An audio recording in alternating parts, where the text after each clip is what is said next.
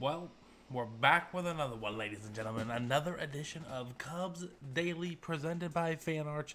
The Cubs collapse to the New York Mets in the game last night. We're going to talk about that. We're going to talk about Kyle Hendricks, Cubs legend, officially retiring at the end of the 2025 season. And we're going to get an update on Kyle Tucker and big news coming to Major League Baseball during the next season. We're going to talk about the ABS strike system finally getting implemented here. We'll discuss that a little bit more. I want to hear your thoughts on it as well. So let's dive right into it, right? So the Cubs are aligning their postseason rotation, right, for next week's wild card week. The first games are going to be on Tuesday. So we're going to go Tuesday, Wednesday, Thursday. If you have to go 3, game 1 of the NLDS right around on Friday. So it's going to be really, really intense. And, just the loss tonight just kind of stings. They lose 9-7 to the Mets. The Mets retake that last wild card spot away from the Reds. And, when the Cubs offense can hit, the bullpen can't pitch, or the pitching can't pitch. And when the pitching can pitch, the offense can't hit. They can't seem to ever match up. They're kind of like this, So just a brutal, brutal loss. Cade Horton was doing pretty solid, I would say. He gave up that leadoff home run to Francisco Lindor, but he was seeming to settle down. He was trying to get some swings and misses. And then they pulled him in the third inning. He went 3 innings on 29 pitches only. So I've heard multiple different decisions, like, hey, they're just kind of getting him lined up for the postseason. I've heard, Taylor McGregor said on Twitter that, he was leaving because there was some back discomfort, which is always wonderful to hear, back discomfort. So I don't know what to think of that. Hopefully Cade is going to get rested and be ready to go, but I just don't know what to expect, ladies and gentlemen. It's the best of 3 series, so anything can happen. We know this Cubs offense can play well, and we know they can pitch well. It just seems like they can never do it on the same day, which is just ridiculous.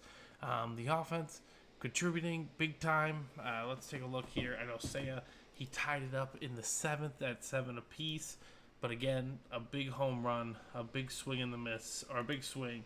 And the Padres are going to beat the Brewers. So they're going to be, I believe, only 2 back for a home field advantage in the first round with 5 games to go. If the Padres go undefeated, the Cubs have to win 4 or 5 to seal the deal on that front. So just not a great game overall tonight. There are some positives, of course. You can always look for positives in any of these games, but again, just not much doing. Nico Horner, 3 more hits, man. What else can I ask of him? I know Ian Happ had a big RBI, 2 RBI double to make it a 5-1, make it 5-1. It's just a really, really tough loss to kind of fathom here late in the year. Now, again, generally speaking, I've been kind of talking about it all year long, right? You want to be playing your best baseball going into the postseason, and it does not seem like we will be doing that. We had a really good first half of the month and then fell off, and that might have been due to strength of schedule or who knows. But, when you're facing the Mets, who are also kind of in the middle of like their own wild card race, and they're kind of like falling off too because they've held this, they've been in a playoff spot, I believe, since early May. You just know they have the big time bats that are going to step up when the moment's bright, right? Like, yes, when they faced the Dodgers last year in the NLCS, I thought the Dodgers were the better team. They were the more complete roster, but I also thought the Mets could hang around. They got some big boppers on that squad. Lindor, Soto, Pete Alonso. And, this is kind of like a really good quality playoff preview in the sense. I'm not sure if we're going to be facing the Mets ever, but again, if they catch hot, they go to LA, they take 2 from them. They face their division rival, the Phillies, and I think the Phillies did it a couple years before they got to the World Series. So, again, the Mets have the potential to go to the World Series. I don't think they have the starting pitching, personally, but again, all they have to do is get hot. If the offense gets hot, anything is possible. Just on some more like life-sobering news here, Kyle Hendricks is officially calling it a career at the end of the season. Everyone hopes that, the team you start with is the team you finish with. Unfortunately, it did not work out for Kyle. Kyle thought he had enough left in the tank to go for one more season. The Angels, they didn't pan out as well, but I think Kyle just was enjoying the process and just sometimes, especially when you play sports like this, and sometimes you know it's your last time, and sometimes you don't, and it's an honor and a blessing for him to know it's like, hey, I'm going out on my terms. Hopefully he comes back and celebrates like Rizzo did, right? Because Kyle Hendricks was such an integral part of that Cubs team, right? The Cubs 2016 World Series championship team. We all know the front two horses, right? John Lester and Jake Arrieta. But you can't forget the ERA leader in Kyle Hendricks. He was sensational during that postseason run, right? He shut down Kershaw in Game 6 of the NLCS to put the Cubs back in the World Series. In the second game of that same NLCS, they lost 1-0. He dueled with I forgot who it was who won nothing, but he absolutely pitched a gem. Kyle Hendricks was the absolute man for this Cubs team and really gave him a three-headed monster that put that team over the top. So salute to an absolutely fantastic career for Kyle Hendricks, and I wish you had nothing but the best, man. I can't wait to see you come back and be celebrated like the World Series champion that you absolutely are. Now, more injury. This is just really, really important. This is the key cog to all of this, right? I think the Cubs could find a way to steal 2 of 3, but it feels less and less likely. We need Kyle Tucker in this lineup, ladies and gentlemen. There's no ifs, ands, or buts about it. And he spoke to the media today. Today was a big day for this. I wasn't expecting him to be activated off of the off the injured list today, but we needed to see something out of him. And he talked to the media before the game, and he says, I feel a little bit better. Probably a few more boxes I got to check off before being activated. Trying to get back out there as soon as possible.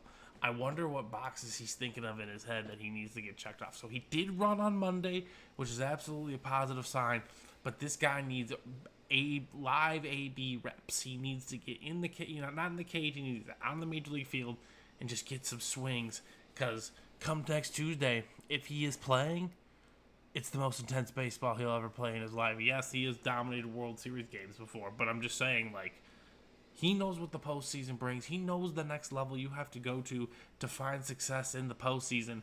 And, maybe this Cubs team probably doesn't have it, but if there is any shot to compete for a title, Kyle Tucker is going to be a part of that team and is going to play a big role and probably be hot all throughout October.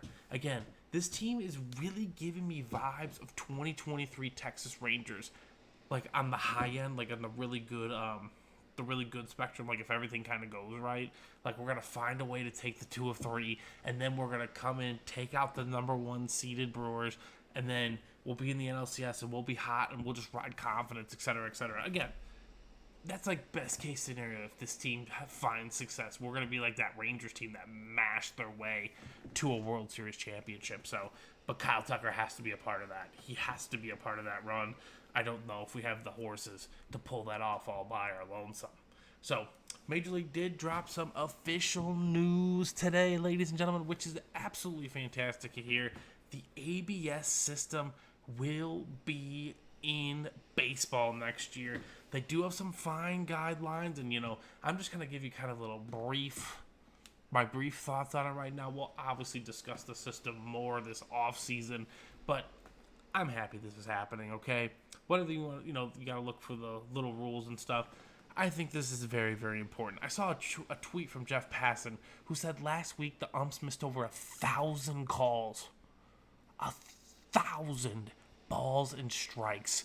I don't understand how much, there's different levels of fandom, right? People who watch every day, people who watch every once in a while, people who barely watch, etc., only when they go to games. The ball strike count is very, very critical to a hitter and a pitcher, right? It can determine the sequencing of his next few pitches, whether that pitch is a ball or a strike.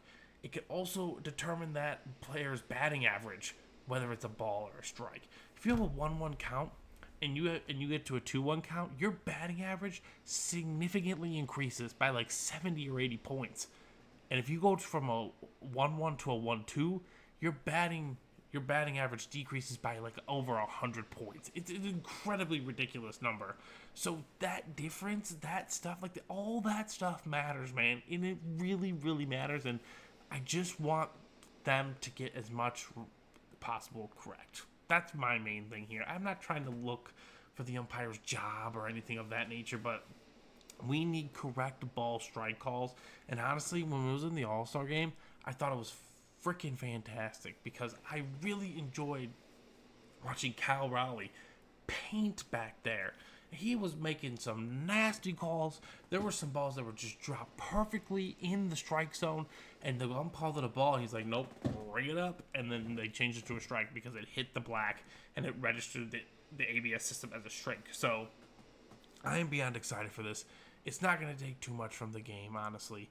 It's going to be a 2-second quick, they're right or they're wrong.